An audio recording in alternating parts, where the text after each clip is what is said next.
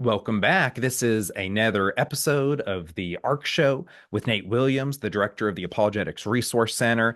And I am delighted to welcome to the show Doug Cobb. He's the author of the book, The Sprint to the Finish: The Global Push to Complete the Great Commission in This Generation. And we were talking a little bit before we started recording about evangelism and just how sometimes the church, sometimes Christians in America just are really unaware of what God is doing around the globe. And I think Doug is a fantastic person to talk about these things with. And so, Doug, how are you doing today? I'm great. Thank you so much for having me on. It's great to be with you. I've enjoyed reading your book.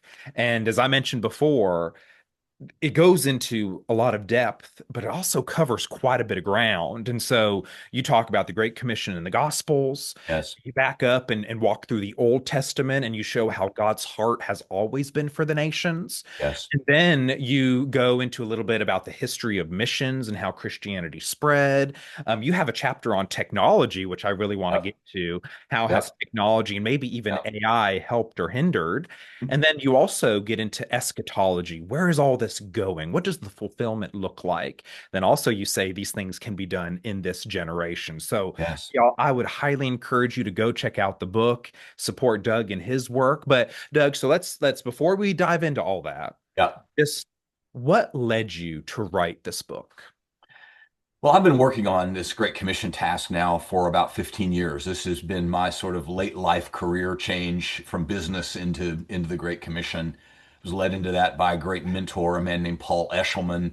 And Paul passed away a couple of years ago, and I'm thankful to be able to carry on the things he taught me. So I've been working on this for a while, but I am amazed and kind of saddened by the fact that it seems like very few American Christians really know very much of anything about the Great Commission. The research bears that out. You know, Barna says that something like 1 in 7 Christians in the pews of churches can really tell you what the Great Commission is about. Most people's understanding would be kind of we should tell people about Jesus, and that that's great. I mean, that's right as far as it goes, but there's so much more to it. And if it's true, which I believe it is, that our generation has the potential to finish this is something that people don't want to miss. I mean, the church has been working on this for 2,000 years. To be the anchor leg of the relay is a great honor and a great responsibility, I think. And so, if we're believers alive in this amazing time, we don't want to miss the opportunity to be part of this sprint to the finish. So off that, okay, let's say you're talking to a Christian and they're just saying, Doug, I'm busy. I just got so much going on. I got all these things happening in my schedule. Yep. I don't know if I can think about all these global type activities or Mhm. what God's doing broadly. Yep. Might you encourage them to have this kingdom vision to care about global missions? One thought is that, the kingdom of God, eternity, is going to be a very diverse, very global place. We're going to be with brothers and sisters from literally every people group, every language, every place on the planet. And so, I think one of the ways I think about it is I'm preparing for that now by, being part of this global effort. And so, I think that's one way to think about the task. I know your show is primarily about apologetics. One of my favorite things, apologetics for the Great Commission, is to tell some of my friends who value diversity that the kingdom of God is the most diverse thing there ever has been or ever will be. It Mm. will include people from everywhere and every people group that have ever existed on the planet. People are busy and they have many concerns. All of us face those things. But it's called the Great Commission for a reason. It's Jesus' primary mission to the church is to take the good news, the gospel, and make sure that it reaches every corner of the planet. And so, if that was his number one priority for us, we ought to all, I think, find a place to, carve out a little bit of time, maybe a little bit of money, to be involved in this sprint to the finish. Now, the Great Commission, it's in Matthew, and as you write in your book, it's also in the other Gospels as well. But Yep. as we've discussed, just mentioned briefly, it didn't start in the New Testament, did it? God Didn't. has No. had this plan all along, even before Jesus came to earth. Can you tell Yeah. us a little bit about that? Goes all the way back to the book of Genesis.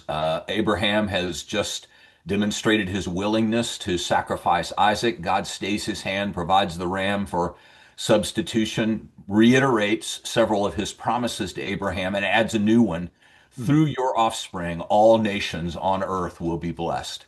Offspring in that sentence is a singular word. It refers to one particular person, Jesus Christ, who, humanly speaking, is the many, many, many, many times, I don't know how many times, great grandson of Abraham. And that's really the first place that you see God promising to bless all the nations through the gospel, through the Messiah.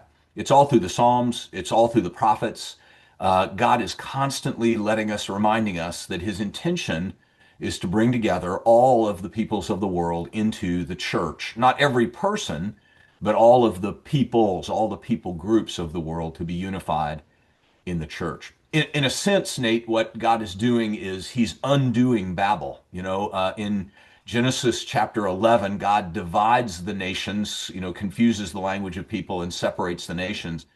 And then in chapter 12, he begins with Abraham, the process of bringing them back together.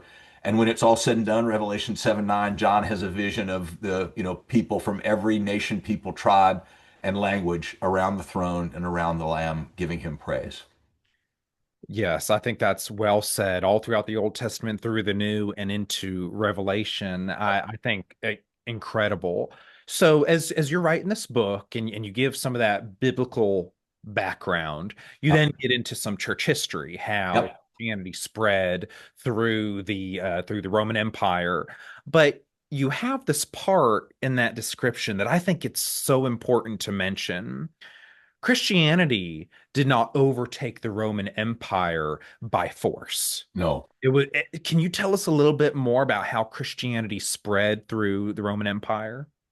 Well, the simplest way to say it would be that Christians distinguished themselves by their faith and their love for their fellow men through over the course of hundreds of years, through some horrific things that happened in Rome, especially through the course of a couple of enormous plagues that spread through Rome. And I mean, when I say enormous plagues that would have killed, a quarter of the people that were alive at the time, I mean, it's almost unimaginable for us today. We would, Wow. you know, it's hard to conceive of something like that. But Christians would actually, instead of, abandoning their loved ones into the streets or leaving town to escape the disease, they would take the sick into their homes and nurse them and love them and care for them, sometimes at great personal cost, sometimes at the cost of their lives. And I think what happened is it just sort of slowly, like water dripping on a rock, the resistance of Rome was broken down by the faithfulness and the courage, the love of the Christians in Rome. And then you do have kind of a cascading moment there where the emperor receives Christ, and becomes Constantine becomes a believer, and suddenly Christianity can come out of the woodwork. But yeah, I think mostly it's this gradual process of being faithful and loving their neighbors. I love that. And so sometimes in online discourse, people talk about the need to use force to Yeah, implement the yeah, faith in certain ways. And I just look at historically through the Roman Empire, that example of radical love and yep, radical service to your neighbor yep. changed an entire empire, is the word I keep Yeah. using. It And really changed the history of the world. I mean, because Rome, even though it fell not long after it became Christian, had so much influence on what happened in Europe and later in the West, and so it changed all of human history. Really with that thing. And then you continue on and you talk about how Christianity spread into Yep. Europe. You Mhm. talk about Patrick in Ireland and Yep. give this wonderful history of how Christianity spread to become truly global. But as we mentioned a little bit before we started this recorded conversation, uh, something that's near and dear to my heart is, as you talked about that. And you talked about Christianity coming to the New World from Right. a certain Right. perspective. Yep. Also interested about Christianity spreading east. Okay. India, there's China, there's Korea and Japan, and particularly, I am part Japanese, and so I have a love for Japan, but also a heartache and a heartbreak for Japan because it seems like the gospel, it's really difficult for the gospel to take root Mhm. in that country. So can you tell us a little bit more about Sure. that, about Japanese culture and why that's been Absolutely. a little difficult? I'm not an expert on Japanese culture, but I can tell you, I know that Japan has proven to be one of the most resistant places to the gospel on the planet. There have been missionaries in Japan for more than 500 years. The Catholics had missionaries there, in the Middle Ages, and there have been converts and churches among the Japanese from that time up till the present. But it's never gotten much above maybe 1% or so of the total population of Japan. And I suspect there's some very smart people who have thought about that and come up with some reasons, but something about the culture or perhaps the spiritual background of Japan has made it really resistant to the gospel. I find it interesting. We talked about this briefly before, how the contrast between Japan and Korea, both places where wars were fought in the 20th century, both places heavily influenced by the United States culturally, Japan picking up baseball and, Western business practices. Uh, Korea becomes probably the most Christian nation country on the planet. I don't know that there's one that's more committed, where there's more committed Christians than Korea. Japan, on the other hand, picks up a lot of things from America, but does not really pick up Christianity from us. And we'll have to ask God someday why exactly that has been the case. There is missionary activity in Japan. There are native Japanese believers, many of them, just not very many by proportion to the population. Mm. So thank you for sharing, and I do see that contrast in Korea versus Japan, and so we'll keep praying and working. That's all we can do, and praying that God Yep. divinely intervenes. And Yep. so that's something of interest to me. And so then you get into this missions optimism about how this could potentially be fulfilled in this generation. Yep. But one thing I want you to talk a little bit about is you mention the switch in your book. I think it was during the 1900s where we had this optimism in missions that we were geographically, the Mm. gospel was in so many places. Yes. But then the focus changed a little bit to ethnicities and languages, and we Yes. realized, oh my goodness, we have a lot of work to do. Can you Yep. talk about, ethnicity, language, Yep. and their importance with missions?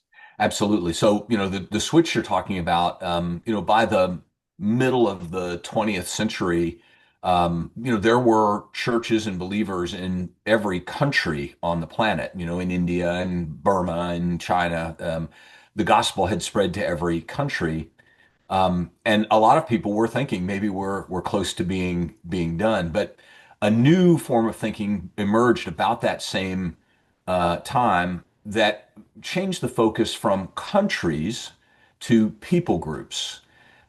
In the Bible, when Jesus says, Matthew 28:19, go and make disciples of all nations, when he says nations there, he's not talking about France and Germany and China. He doesn't mean countries in the way we think of them today. The Greek word is ethnos, the plural is ethne. It sounds like words we've borrowed from Greek, ethnicity, ethnic. It describes a group of people that share some characteristics, language, food, culture, ancestry, heritage, place, geography, a people group, an ethno-linguistic people group. And in the middle of the 20th century, with acceleration as time went on, missions thinking started changing away from countries to people groups. People groups, unfortunately, is a lot harder than countries. There are a couple of hundred countries on the planet. There are the number I work from is about 12,000 people groups. Some say even more, 12,000 is a big enough number. Mm. And so, every of one of those 12,000 is a lot harder than every one of the 200 countries. Same with languages. By 1900, the Bible was only available in maybe 100 languages. Now those languages covered a very large part of the population of the world, but there are, we believe, about 7,300 languages spoken in the world today. So 100 out of 7,300 is not very good progress. And so the same thing in Bible translation. There's just a dramatic increase in the effort to see the Bible available to every people in the language that is closest to their heart. It's literally called the heart language. Mm. Well said, because it's one thing to reach a country, it's another thing to reach truly ethnicities and individuals within those countries. And so I think that's a good explanation. Now, this optimism, where does it come from that you think that the Great Commission can be fulfilled in this generation? Tell us more why you think that. I think of the Great Commission task as, being run primarily in three lanes. So each of these is set biblically. So there's the every nation lane, getting the gospel to every people group on the planet. There's the every language lane, which is very similar but not identical. There's 12,000 people groups, 7,000 languages. And then there's an every place lane. Think about how Jesus expressed the Great Commission task in Acts 1:8, where he said, "You'll be my witnesses in Jerusalem, Judea, and Samaria, and to the ends of the earth." Not an ethnic presentation of the task, but a geographic presentation of the task. So every nation, every language, every place.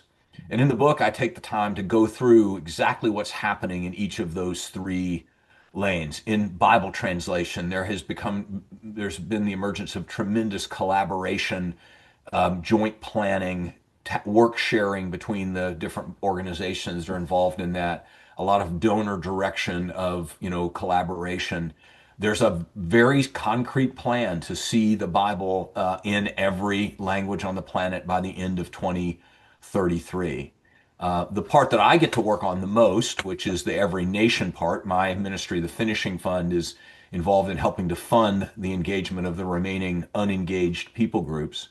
We're tracking that every day and looking for new projects. And we believe that the number of people groups remaining for the first work to begin is now well under 100 people groups. Now, the ones that are left are really hard, and it may take some time to get to them, but it's not going to take 100 years to get to them. It may take months or a year or two to figure out how to get to some of them.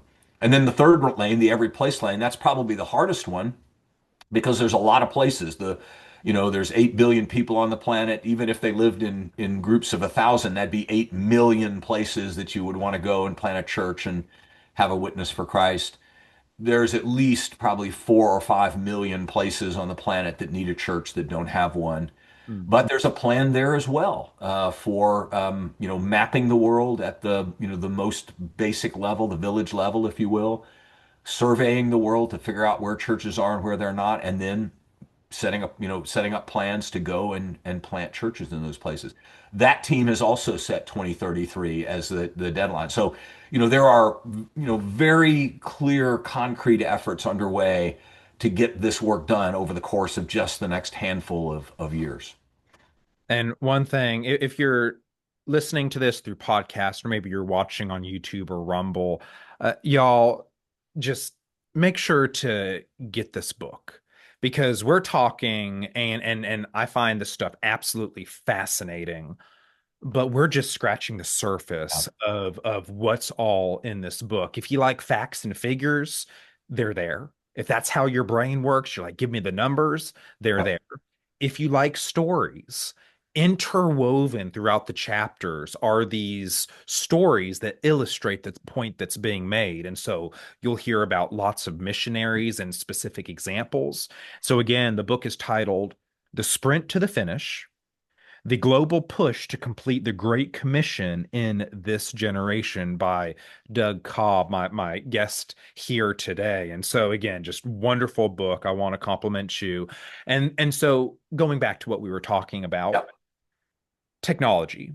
Yeah. Sometimes fair or foul, we think of technology as evil. Just we see a lot of the destructive uses, Sure. the internet and all Sure. that that Yeah. comes with it. But you also mentioned how technology can be a tool to help y'all share the Yeah. gospel and reach more people. Can you Yeah. tell us more about your use of technology in this? Yeah. One thing that we tend to sort of miss, I know I do, is we just don't understand how radically different our lives are, the world is today than it was even, say, 125 years ago, right? You go back to 1900, there's no airplanes, there's radio, but there's no TV, there's movies, but not much. So much has changed in technology in our lifetimes. We absorb it and get used to it. I remember when I got my first mobile phone. I mean, that was incredibly cool. Now, of course, that's just old hat. People don't even have desk phones anymore, home phones. But um, all of this has had an incredible impact on the Great Commission task. Some of the technology is more like media than technology. In the book, I talk about the Jesus film, which is a film of the Gospel of Luke that tells the story of Jesus. It's been shown now to billions of people, and hundreds of millions of people have indicated decisions for Christ after seeing it. If you saw it today, if we saw it, we'd think it was kind of primitive looking. It was made in the 70s. It looks like it was made in the 70s. But let me tell you, if you're in a place where you don't see movies or you don't see movies in your language, seeing the Jesus film is a powerful experience for people. So film, audio technologies are incredibly important, either radio or audio recording devices. One reason that's important is that a significant part of the remaining work is going to take place among oral language cultures. These are not people who read and write. They communicate orally only, and they are very good at it. And instead of trying to turn them into readers and writers, the latest thought is let's just take the gospel to them in an oral form where they, will be able to receive it in the way that they are used to getting information. So, very important stuff. Faith comes by hearing, and their audio Bible recordings. But even with more modern technology, the impact is unbelievable. There's a very cool ministry. I would encourage your listeners to just take a minute after we're done and go look at Global Media Outreach. Look at their homepage. It's a map of the world, and as surf to that page, you'll see every second or so a dot coming up here or there in the world. In some of the world's hardest places, North Africa, Central Asia, India, a gospel presentation, an indicated decision for Christ. Global Media Outreach, using the internet, believes that they have seen over 300 million decisions for Christ in the last 20 years. Uh, you know, Something that didn't exist 25 years ago, 50 years ago, and now is a tool that's reached hundreds of millions of people with the gospel. So, yes, technology has had a major accelerant. It's another reason that we are close to being able to see the task finished. And it's, incredible boost by God to this generation to enable us to finish the task. Something we do need to remember as we talk about technology. Yes, be careful. Social media, AI, all of that. Be careful, be Yep, wise, be discerning. But also, it's been an incredible tool, as you say, an accelerant for the absolutely. work of missionaries and translators and all these wonderful organizations to do the work that they do. And Yeah. so, I guess taking a step back, I'm going to ask you to talk at two levels. Okay. One is the local church, one is the individual. Okay. If you're part of a local church, you're a pastor, elder, deacon, you're on the missions team, wherever you might find yourself, and you're wide-eyed. Mhm. You're thinking, "Oh my goodness, this is a lot going on. What do we do? What can we do?" What advice might you give to those at the local church level? Yeah, it'd probably be the same advice that I'd give to an individual. I think of this in three lanes. There's three ways you can think about being a part of this. First is to pray. This is a spiritual war. There's a kingdom of darkness that is being rolled back and replaced with the kingdom of Jesus Christ. And it's a war. It's a spiritual war, and it's fought, using spiritual weapons, and prayer is one of the most important of those. And so, if I was a pastor of a church and caught the vision for this, one thing I would want to do is organize my members into teams or into processes that would be praying for maybe particular places or for particular tasks. The book lists a number of great prayer ministries that kind of coordinate prayer for the Muslim world, the Hindu world, the Buddhist world, or different tasks. And excuse me for my throat, but and so all of that is that's one lane would be prayer. Sorry, Nate, I'm going to pause here for just one. No, you're totally fine. Yeah, sorry about that. So prayer would be one. Two would be giving. Um, you know, America has one thing, a lot of one thing that the Great Commission needs, and that's money. We're incredibly wealthy compared to the rest of the world. A lot of the work these days is being done by our indigenous brothers and sisters. It's Indian Christians and Chinese Christians and Laotian Christians who are actually going and doing the work, but we can support them with financial support. So if I was a pastor or an individual, I would organize my church into figuring out how we can increase the percentage of our giving that goes. And I would make sure that the giving is actually going to the front lines as opposed to being given behind the front lines. A very large percentage of what is called missions giving in the United States is actually going to places where the gospel is and has been for a long, long time. And so you kind of have to be intentional about thinking, how do I get to the front line? How do I get to the untranslated languages? How do I get to the unengaged people groups? The book will help you figure out some ministries that can can do that. And then the third thing would be thinking about how you can go. And what's kind of cool is there's a chapter in the book called The Great Coming, and it talks about how we're living through the biggest coming of the unreached world to the reached world that's ever been seen in history. There's never been anything like what we're seeing. People from the Middle East and from Africa, from Asia coming to Europe and to the United States. Politically, that's white hot, right? Economically, that's everybody's worried about that. Politically, it's white hot. People are very, get very worked up about it. And fine, I have my own opinions about that. But what we miss is it's a tremendous spiritual opportunity. If your church is located in any city in the United States, you are within a few miles of unreached peoples in your town. People who have come to the U.S. from Syria, from Afghanistan, from Pakistan, who don't know the gospel, who are struggling in a strange country and need people to help them. And so I think if I was a pastor, I would say, how can we become active in loving and leading to Jesus the people that God in his great mercy has brought right to our back door, in our cities around the country. One thing I say is, regardless of your political stances on immigration and borders and deportations and all that stuff, regardless of your political stance, your neighbor is there.